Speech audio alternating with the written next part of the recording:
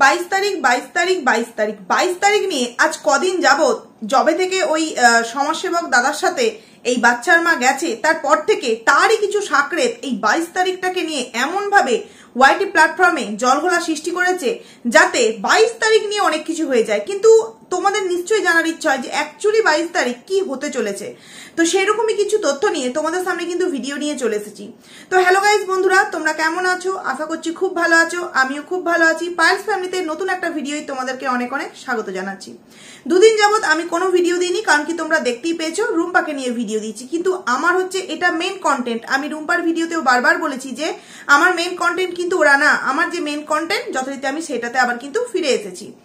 এবার বিষয় হচ্ছে 22 তারিখে তো অনেক কিছু হবে, তাই না? তো সেই সম্পর্কে তোমাদের পরে বলছি। তার আগে কিছু মিথ্যে আবারও তোমাদের সামনে চোখে আঙুল দিয়ে একটু জাস্ট তুলে ধরতে চাই। না, তোমরা হয়তো ভিডিও দেখে ফেলেছো, কারণ দুদিন যাবত আমি ভিডিও দিইনি, তো অন্যান্য কন্ট্রোভার্সি ক্রিয়েটার তথা আরো না কেউ তোমাদের সামনে বলেছে, কিন্তু এই কথাটা কেউ বলেছে কিনা আমি অন্তত কারোর ভিডিওতে দেখলাম না। যেই কারণে আমার মনে হলো এই কথাটা হয়তো তোমাদেরকে একটু মনে করে দেওয়া উচিত, কারণ বাচ্চার মতো বড়ই বাচ্চা, সেই কারণে সে হয়তো ভুলে যেতে পারে, কিন্তু আমরা তো ওর মতো কিছু খুকি নয়, তাই না? তাই আমরা ওর বলা কথাগুলো কিন্তু অক্ষরে অক্ষরে, মানে কি বলবো, যেমন অক্ষরে অক্ষরে বলে না সবাই মেনে চলে, সেরকম অক্ষরে অক্ষরে কিন্তু আমরা মাথায় রাখি ওর বলা কথাগুলো। কারণ ও যে 100-100টা কথা বললেই যে তার মধ্যে 99টা কথা মিথ্যে বলে, এটা কিন্তু ওর যে সমস্ত পজিটিভ ভিউয়ার্স তারাও কিন্তু জানে। কিন্তু ওই যে আমাদেরকে জিততে হবে, এনিহাউ আমাদের দলকে জেতাতে হবে, আমরা যার হয়ে প্রথম থেকে বলেছি তাকে জেতাতে হবে, তার জন্য ছাইছই একটা বাচ্চার জীবনও নষ্ট হয়ে যাক, এরা কিন্তু তাতেও কোনো কিছু পরোয়া করে না বন্ধুরা। আর সমাজসেবক দাদা সে অনেক গোল খিলাচ্ছে, কিন্তু সত্যিই সে যতটা উপরিউক্ত গোল খিলাচ্ছে, দেখাচ্ছে এই কমিউনিটিতে ওই কমিউনিটিতে এই ছবি শেয়ার করে একে স্ট্রাইক মেরে, সত্যিই কি সে এতটা কোনো ক্ষমতা সম্পন্ন একজন মানুষ যার জন্য তিনি যতটা দেখাচ্ছেন ততটা কিছু করতে পারবেন? যাই হোক, পুরোটা তোমাদের সামনে কিন্তু এই ভিডিওতে পরিষ্কার করে বলবো, কারণ দুদিন যাবত কোনো এই বিষয়ে ভিডিও দিইনি বলে যে ভিডিও দেখিনি এরকমটা কিন্তু নয় বন্ধুরা। চলে আসি বাচ্চার মায়ের কালকের ভিডিওতে। বাবা, তার আগের দিন একটা সুন্দর টাইটেল দেখলাম, কি না, রাত 12টার সময় বাড়িতে পুলিশ এলো। বিশ্বাস করবে কি করবে জানি না, কন্ট্রোভার্সি ক্রিয়েটার তো আমার মনে হয় বিশ্বাস করাটাই তোমরা বিশ্বাস করবে, কারণ তোমাদের মতো কিছু ভিউয়ার্স আছো যারাও কিন্তু আমার এই মানে বলা কথাটার সাথে একমত হবে। যখন ও টাইটেলটা দিয়েছে না, তখন আমি সঙ্গে সঙ্গে হাসছি আর বলছি ড্যাম সিওর, ভিডিওটা দেখার আগে আমি বলছি কোনো পুলিশ টুলিশ কিছু না, ওর বাবা নিশ্চয়ই বাড়িতে এসছে, যেই কারণে ও এখন এই সমস্ত টাইটেল দিচ্ছে।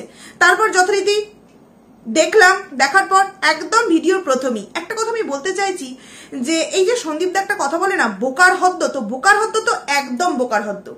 দেখবে আমরাও কিন্তু আমাদের ব্লগিং এর ক্ষেত্রে টুকটাক এরকম ধরনের টাইটেল থাম্বনেল দিই, তাই না?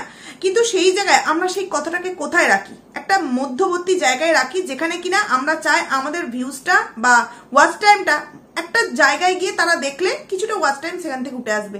কিন্তু এই ভিডিওর প্রথমেই জানিয়ে দিল যে দেখো রাত 12টার সময় আমার বাবা বাড়ি এলো, রাত 11:30, হ্যাঁ 11:30টার সময়।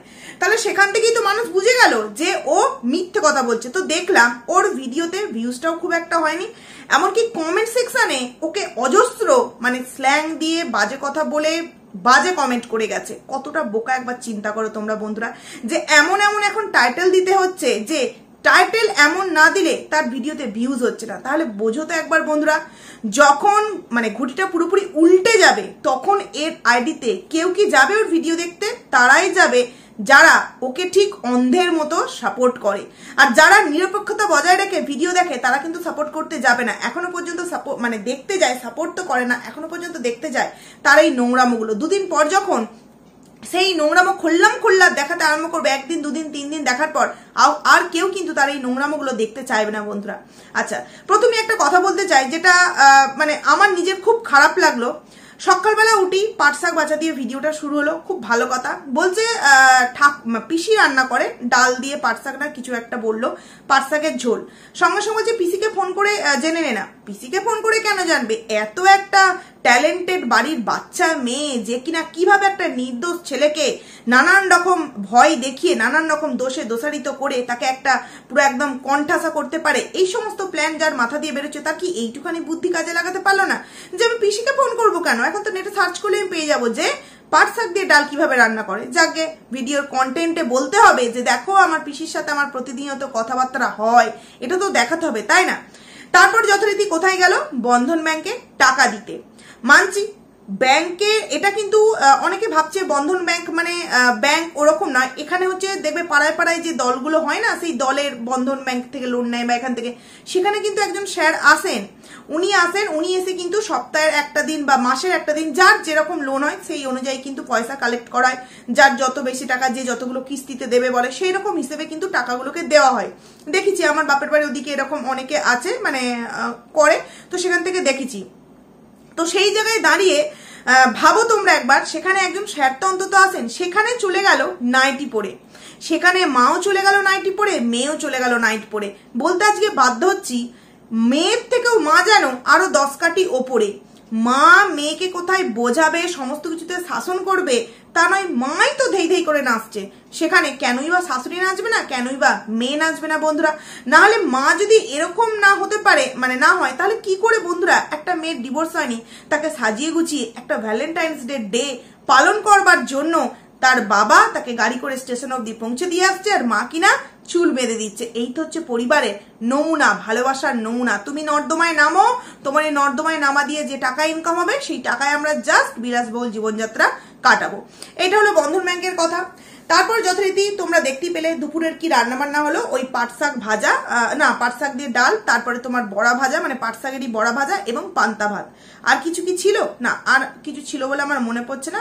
ও ডিমের অমলেট ছিল। যাই হোক, তো এ নাকি রোগা হবে, এ নাকি রোগ হবে। দুপুরবেলা খেলো পান্তা খাওয়ার পর দে একটা ঘুম। ও যা ঘুম দিল, ঠান্ডা ঠান্ডা ওয়েদার, মাথায় নিশ্চিন্ত ভাব। ছেলেই এলো বলে এই বাড়ির দোরগোড়ায় চলে এসছে যে না, আমি যেমন ভাবছি যে আমি এদিক থেকে সমস্ত কাজ সম্পন্ন করে রেখেছি, ওদিক থেকেও যে কিছু একটা স্টেপ নেওয়া হচ্ছে, কিছু একটা বিষয় করা হচ্ছে, সেটা সোশ্যাল মিডিয়ায় না জানানো হলেও তারা নিশ্চয়ই করছে।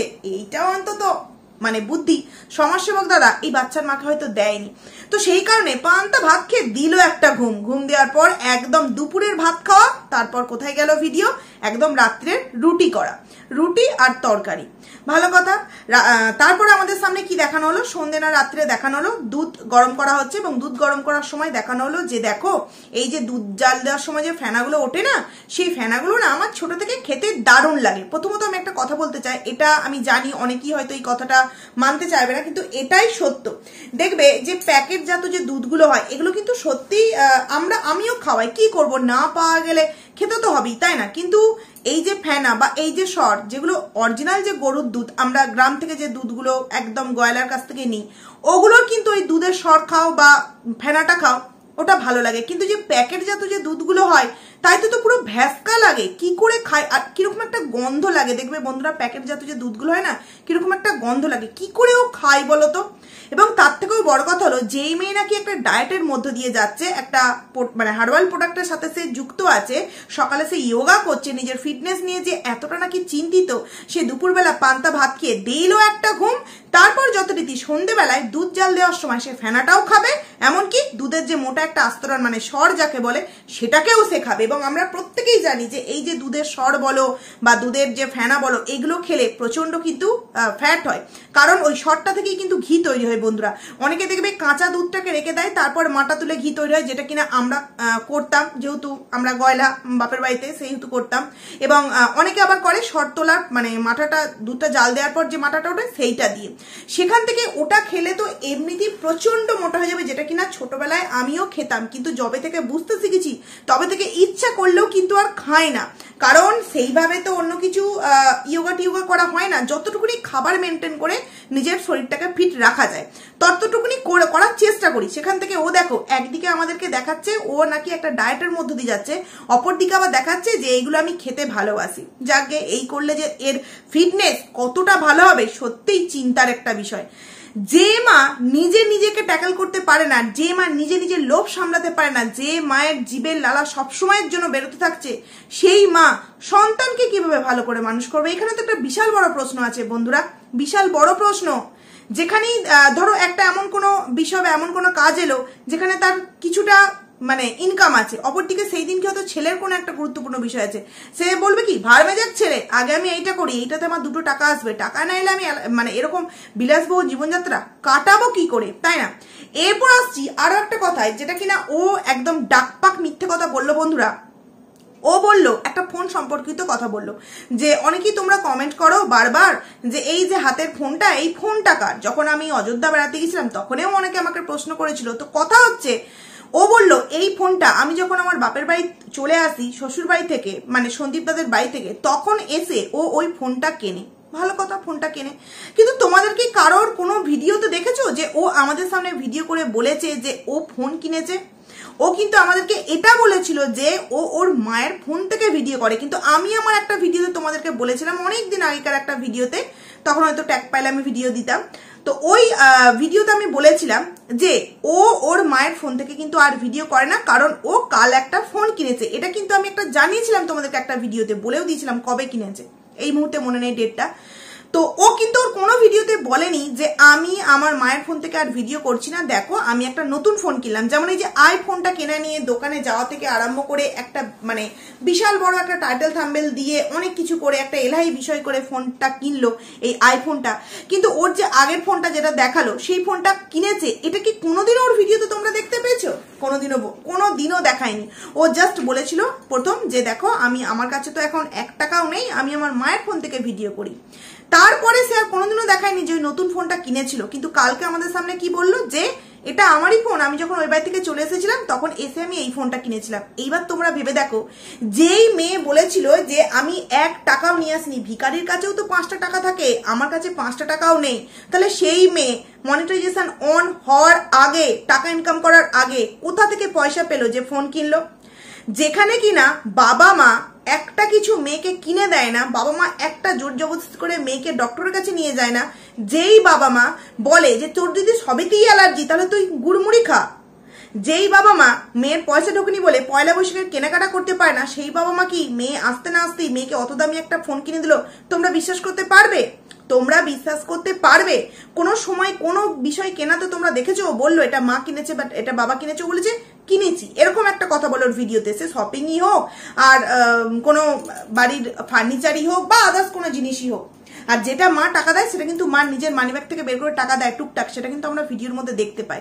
সেখানে কি ওর মা ওই মা বা বাবা ওই ফোনটা কিনতে টাকা দিয়েছিল তোমাদের মনে হয়? তাহলে ও আমাদেরকে জবে থেকে এসছে তবে থেকে কিন্তু মিথ্যে দিয়ে বলে যাচ্ছে যে একের পর এক মিথ্যে, একের পর এক মিথ্যে, যে ভিখারির কাছেও 5টা টাকা থাকে, আমার কাছে 1টা টাকাও ছিল না। অথচ ও আসার পরই কিছুদিনের মধ্যেই কিন্তু একটা ফোন কিনে নিয়েছিল বন্ধুরা, সেটা কিন্তু আমাদের সাথে শেয়ার করেনি। তারপরেও কিছু মানুষ এই মিথ্যাবাদী মেয়েটাকে সাপোর্ট করবে। ওই যে বললাম, জিততে হবে, নিজেদের দলকে জেতাতে হবে। এইবার আসছি 22 তারিখের কথাটাতে বন্ধুরা। 22 তারিখ এই হবে, 22 তারিখ ওই হবে, 22 তারিখ সেই হবে। সমাজসেবক দাদার একটা যে হুমকি চুমকি দেওয়া কমিউনিটি পোস্ট, যেখানে কিনা আরস ভাইকে স্ট্রাইক দেওয়ার মতো একটা সে কথা লিখেছে, যদিও বা আমি হয়তো স্ট্রাইক দিয়েছে, কিন্তু সেটা কতটা লাগু ভাবে আরস ভাইয়ের ভিডিও দেখলেই আমরা বুঝতে পারবো।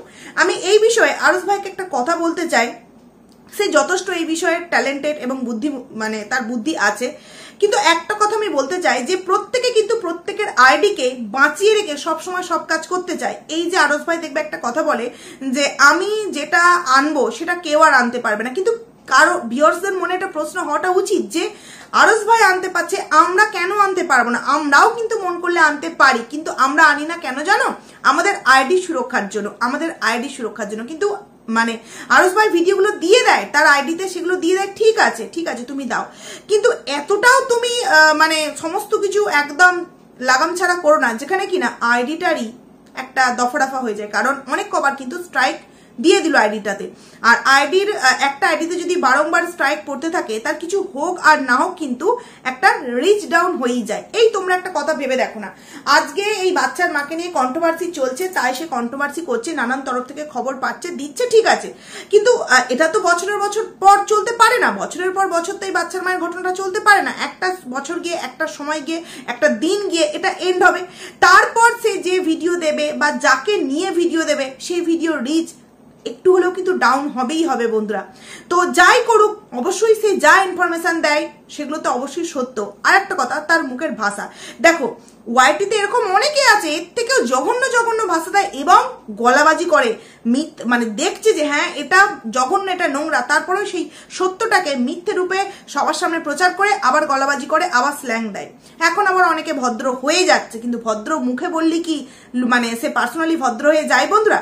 সেখানে আরস ভাই হয়তো একটু স্ল্যাং দেয়, কিন্তু তার থেকে অনেক মানে অনেক অনেক মানুষ আরো স্ল্যাং দেয়। তো আরস ভাইকে আমি আমার আগের ভিডিওতেও বলেছি যে স্ল্যাংটা না দিয়ে ভিডিওটা করো, এবং এই যে বেশি সাহস দেখানো, এতে কিন্তু তোমারই ক্ষতি হচ্ছে, তোমার ভালোর জন্যই কিন্তু কথাগুলো বলছি। এবার আসছি 22 তারিখের বিষয়টা। 22 তারিখ এই হবে, 22 তারিখ ওই হবে, 22 তারিখ সেই হবে।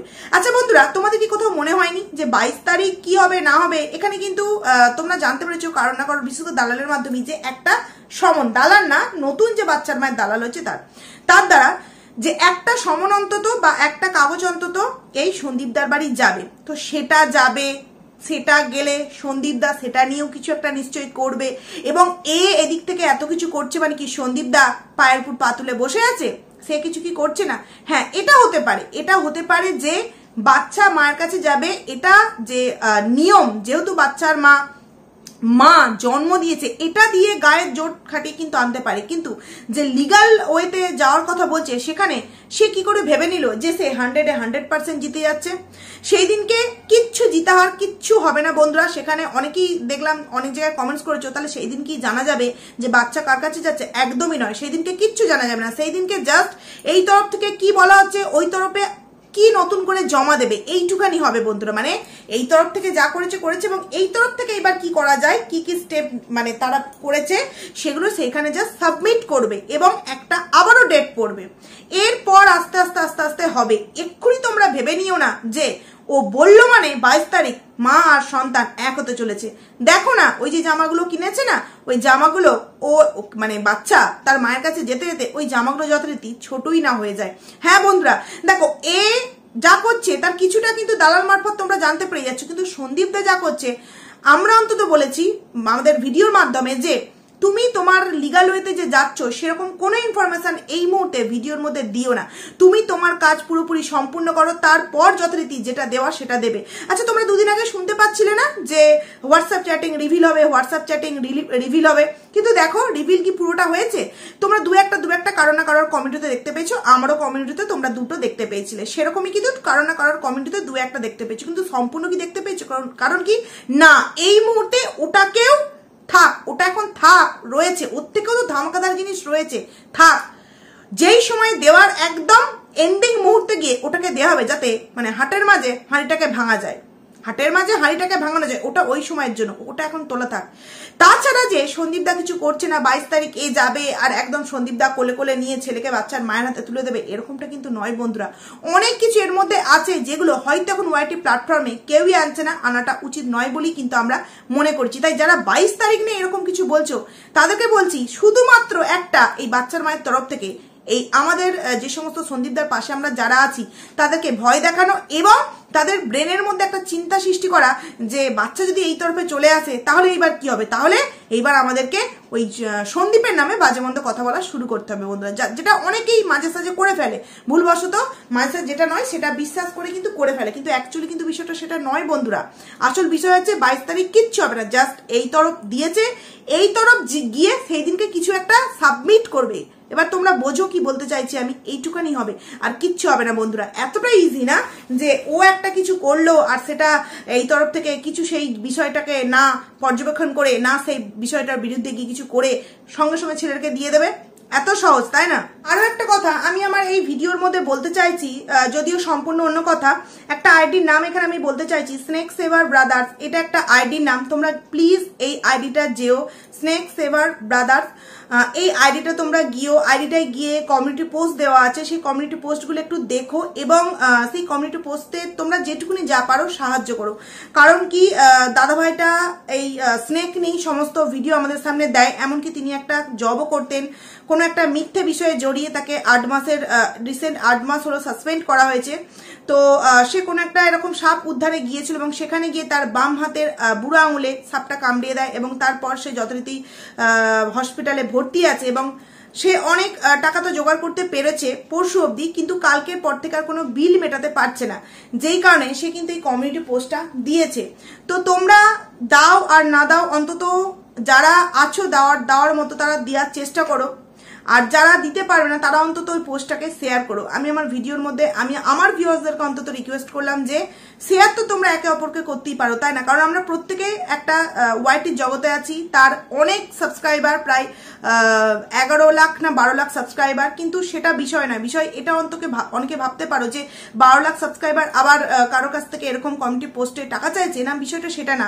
তার যে মানে এই যে হয়েছে ঘটনাটা, এটাতে অনেকটা ব্যয়বহুল একটা চিকিৎসার মধ্য দিয়ে সে যাচ্ছে, অনেক টাকা দেওয়া হয়ে গেছে, এমনকি 8 মাস যেহেতু সে মানে সাসপেন্ডের মধ্যে আছে, তার আর্থিক অবস্থা অনেকটা ভালো নেই। আমি যতটুকুনি মানে বুঝতে পারলাম কমিউনিটি পোস্টার মধ্যে, তো আমার মনে হলো তোমাদের একটু জানানো উচিত। তো তোমরা প্লিজ যারা যারা আছো কমিউনিটি পোস্টটা তোমরা দেখো, পারলে শেয়ার করো, এবং পারলে যাদের যেরকম সামর্থ্য সেরকম একটু কিন্তু আর্থিক সাহায্য করো দাদা ভাইটাকে, ঠিক আছে?